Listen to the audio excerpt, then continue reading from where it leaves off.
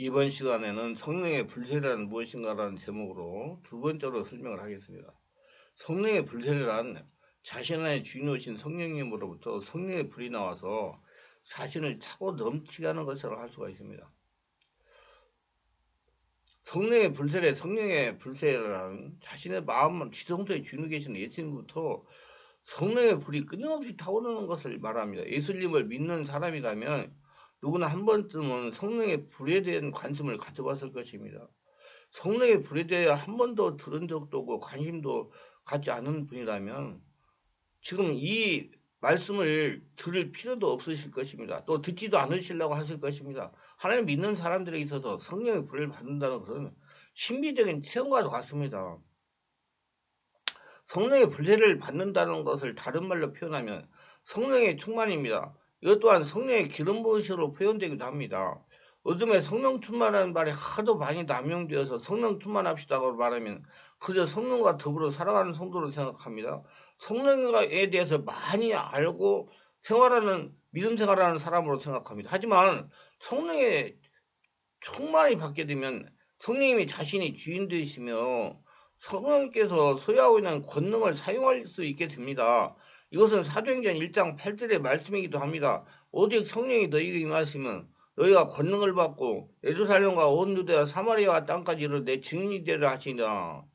한 가지 짚고 넘어가야 될 것은 앞에 구절에서 언급된 성령은 성령 세례가 아니라 성령의 기름 부으심을 말합니다. 이건 곧 성령의 불세례를 말합니다. 자신 안에 주인으로 오신 예수님으로부터 성령의 불세례, 성령의 기름 부으심 받을 때 하늘의 권능이 끊임없이 나타나게 되는 것입니다. 물론 성령 세례를 받을 때도 역사가 일어납니다. 하지만 성령의 불세례에 성령의 기름 부으시면 더 큰 권능이 있습니다. 예수께서 제자들에게 이 구절을 말씀하셨을 때는 단순한 성령 세례가 아니라 성령의 충만, 성령 불세례였음을 알아야 됩니다. 세례와는 우리를 하여금 성령 세례와 성령의 불세례에 대한 보다 명확한 이해를 돕기 위해 다음과 같은 말을 남겼습니다. 나는 너희를 회개하기 위하여 물로 세례를 주거니와 내 뒤에 오시는 이는 나보다 능력이 많으시니 나는 그의 신을 들기도 감당치 못하겠노라. 그는 성령과 불로 너희에게 세례를 주실 것이요. 마태복음 3장 11절입니다. 이 구절에 대해서 성경학자들마다 목회자들마다 다른 의견을 가지고 있습니다. 하지만 저는 이 구절에 대한 의미를 확실하게 알고 전하고 있습니다. 세례와는 물세례를 베풀었습니다. 고로 물세례는 이임된 사람이 베푸는 것입니다. 하지만 영이신 예수님께서는 성령과 불로 세례를 주십니다. 이미 우리는 성령 세례가 무엇인지 알고 있습니다. 이제 남은 것은 성령의 불세례입니다. 이것은 성령의 기름 부으심을 말하며 또한 성령의 불세례를 가리키는 것이기도 합니다. 세례와는 성령과 불에 대한 충분한 이해가 있었던 사람이었습니다. 그러나 예수님께서 우리를 성령과 불로 세례를 줄 것임을 알았습니다. 성령 세례가 물 세례보다 더 중요하듯 불세례는 성령 세례보다 더 중요합니다. 성령 세례 불세례는 많은 차이가 있습니다. 물세례와 성령 세례가 다르듯이 성령 세례와 성령의 불세례는 다른 겁니다. 같은 것이 아니라는 말씀입니다. 성령 세례도 중요하지만 성령의 불세례는 더욱 중요한 것입니다. 성령의 세례만으로도 하나님 은혜가 있고 삶의 변화가 있고 영적 능력이 있는 것은 사실입니다. 하지만 성령의 불세례는 더 큰 은혜와 영광과 능력이 있습니다. 이러한 성령의 불세례는 성령의 불로 표현할 수 있습니다. 성령의 불세례는 성령 세례와 다른 것입니다. 물세례를 이해하신다면 성령세례 또한 이해하실 것입니다. 물세례는 사람에게 물로 받는 세례고 성령세례는 예수님부터 성령으로 받는 세례입니다. 물세례가 육체적인 것이라면 성령세례는 영적인 것입니다. 하지만 성령의 불세례는 물세례도 아니고 성령세례도 아닙니다. 오히려 그 이상의 것입니다. 성령의 불세례를 받아야 됩니다. 성막의 구조상으로 볼 때 번제단은 성막들에 놓여져 있습니다. 성막들은 예배를 준비하는 곳이지 예배를 드리는 곳이 아닙니다. 성막들은 참 경배자가 위한 준비 장소이기 때문입니다. 성령세례는 성막의 뜰을 지나 지성소에서 성소에 행해지는 것입니다.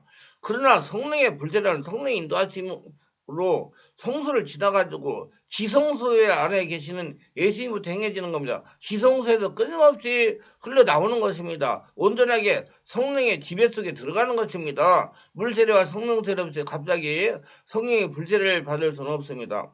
장성한 자가 되기 위해서는 반드시 어린아이 시절을 거쳐야 하듯이 성령의 불세례를 받기 위해서는 물세례와 성령세례가 먼저 행해져야 됩니다. 성령 세례를 받은 후에 지속적으로 예배를 드리고 기도할 때 성령의 불세례가 지성소에서 나오는 겁니다. 성령 세례가 성소에서 얻어지는 것이라면 성령의 불세례는 마음한 지성소에서 얻어지는 것입니다. 자신의 마음한 지성소에서 주인으로 계신 예수님이 성령가 불러주시는 것입니다. 물세례가 물로 행해지는 것이고 성령 세례가 성령으로 행해지는 것이라면 성령의 불세례는 성령의 기름부음으로 해야 됩니다. 예수님은 내가 땅에 불을 던지러 왔노니 이 불이 이미 불었으면 내가 무엇을 원하리요? 누가복음 12장 49절의 말씀입니다. 불이란 악한 것들, 사단 마귀를 심판하거나 우리를 악을 소멸시켜 줍니다. 고로 지성소에 예수님부터 성령의 불세례를 받으면 온전하게 살아계신 하나님의 성도이 되는 것입니다.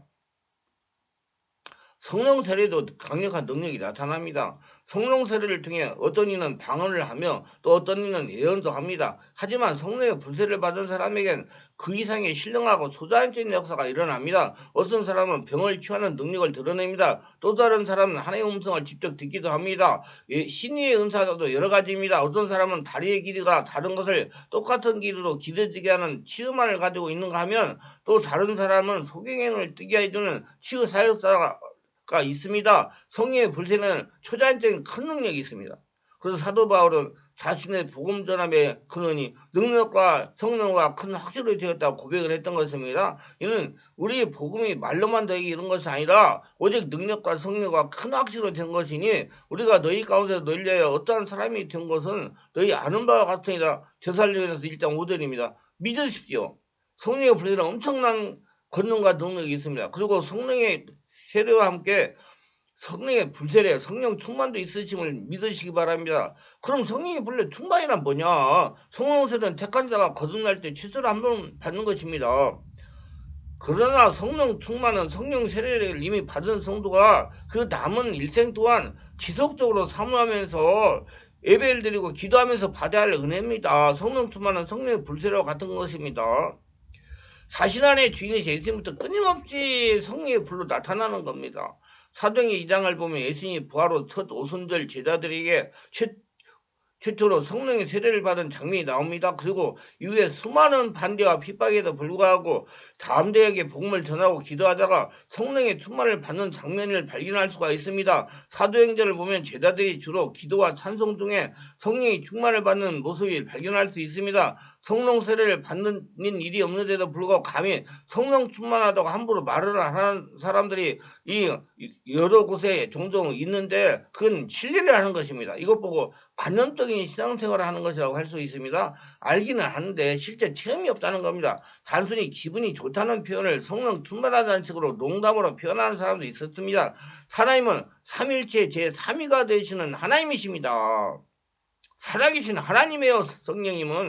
성령님은 능력의 권능의 불방마귀가 아니고 살아계신 하나님이십니다. 하나님의 거룩하신 이름이 들어가는 단어를 진지하고 신중하게 사용해야 됩니다. 성령 충만하다는 것은 그리스도의 영으로 충만해지는 상태를 말하는 것이다. 그리스도의 거룩하심과 뜨거운 사랑으로 충만해지는 겁니다. 주님의 거룩하신 성품과 사랑과 말씀과 지혜와 능력으로 충만해지는 것을 말합니다. 성령 충만한 사람은 이기적 욕심이 완전히 죽고 성령님께서 인도하시는 2차적 삶으로 인도함을 받게 되어 있습니다.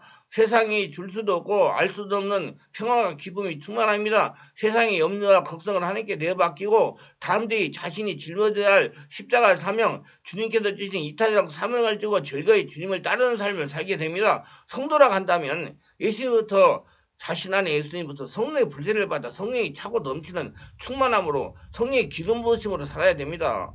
저는 성도라면 모두가 다 예수를 영접하고 성령으로 세례를 받아야 된다고 강조합니다. 제가 말하는 성령의 세례는 성령의 내주하심이 아니라 성령의 전인격을 장악하는 성령 폭발을 말하는 겁니다. 내주하신 성령이 폭발하여 성도의 전인격을 장악해야 육이 치유돼가지고 영의 지배를 받는 영의 사람으로 변하는 것입니다.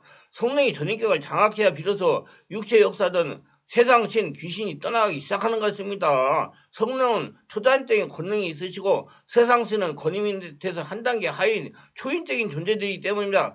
이는 성도에 따라 성령께서 장악하시는데 시간이 다르게 걸립니다. 그래서 하나님은 항상 기뻐하라, 시름하기다, 범사에 감사하라, 이것이 그래도 예수 안에서 너희를 향하신 하나님의 뜻이니라. 데살로니가서 5장 16절 18절입니다. 전폭적으로 성령의 인도를 받으며 맡기는 성도는 빨리 변화가 되고 그렇지 못한 성도는 변화되는데 더 시간이 걸립니다. 성도가 성령으로 빨리 장악이 되면 그만큼 연단의 기간도 짧아지는 겁니다. 하나님은 성도가 성령으로 전인격이 장악이 되어 하나님 원하시는 수준이 되어야 성도에게 배당된 하나님의 복을 풀어주시는 것입니다. 그러므로 성도는 부단하게 성령으로 세례를 받고 전인격이 성령의 지배를 받으려 의지적인 노력을 해야 됩니다. 자신의 생각이나 의지를 내려놓고 전폭적으로 성도에게 성령의 인도하심을 따르면 좀 더 빨리 하나님 원하시는 영적인 수준에 도달할 수가 있는 것입니다. 성령 세례는 성도에게 와 있는 영역간의 문제를 치유하는 데도 지대한 영향을 미칩니다. 성령으로 세례받지 않으면 치유가 되지 않습니다. 육체의 역사는 세상 귀신이 힘이 강하기 때문에 좀처럼 치유가 되지 않습니다. 그러다가 성령으로 세례받고 뜨겁게 기도하기 시작을 하면 육체가 성령의 지배를 받게 되므로 치유가 되기 시작하는 것입니다. 그러므로 성도가 당하는 영의 문제를 치유받으려면 최우선으로 체험해야 하는 것이 성령 세례입니다. 성령 세례가 없이 아무리 능력이 강한 사역자라도 치유할 수가 없습니다. 치유는 성령께서 하시기 때문입니다. 하나님이 영이십니다. 영의 문제는 영이신 하나님이 치유하시는 겁니다. 하나님이 치유하시게 하려면 영적인 상태가 되어야 되는 것입니다. 영적인 상태가 되려면 성령으로 세례를 받고 성령의 깊은 임재에 들어가야 됩니다. 그러면 하나님의 치유의 손길이 시작합니다. 하나님의 음성을 들으려고 해도 성령으로 세례를 받아야 됩니다. 상처를 치유하려고 해도 성령의 세례를 받아야 됩니다. 귀신을 쫓아내려고 해도 성령으로 세례를 받아야 됩니다. 질병을 치유하려고 해도 성령으로 세례를 받아야 됩니다. 혈증거리는 영혼적 문제를 치유하려고 해도 성령으로 세례를 받아야 됩니다. 재정의 문제를 해결하려고 해도 성령으로 세례를 받아야 됩니다. 사업장의 문제를 해결하려고 해도 성령으로 세례를 받아야 됩니다. 성령의 세례가 없이는 아무것도 이루어지지 않습니다. 그러므로 성령의 세례는 모든 성도가 꼭 받아야 됩니다. 성령의 세례로 만족하지 말고 지속적으로 예배드리고 온몸으로 기도하여 성령의 불세례를 받으시기 바랍니다. 그래야 초자연적이고 권능 있는 성도가 되는 것입니다. 성령의 불세례, 성령 충만, 성령의 기름 부으심 같은 것입니다. 모두 다 성령의 기름 부으심 흘러 넘치시기 바랍니다. 성령으로 세례받고 성령의 불을 받으실 분은 02-3474-0675 충만한 교회로 전화하셔서 알아보고 오셔가지고 성령으로 세례도 받고 성령의 불도 받고 심령의 하나님의 은혜가 채워져서 건강하고 권능있고 행복하게 살아가시기를 주 예수 이름으로 축원합니다.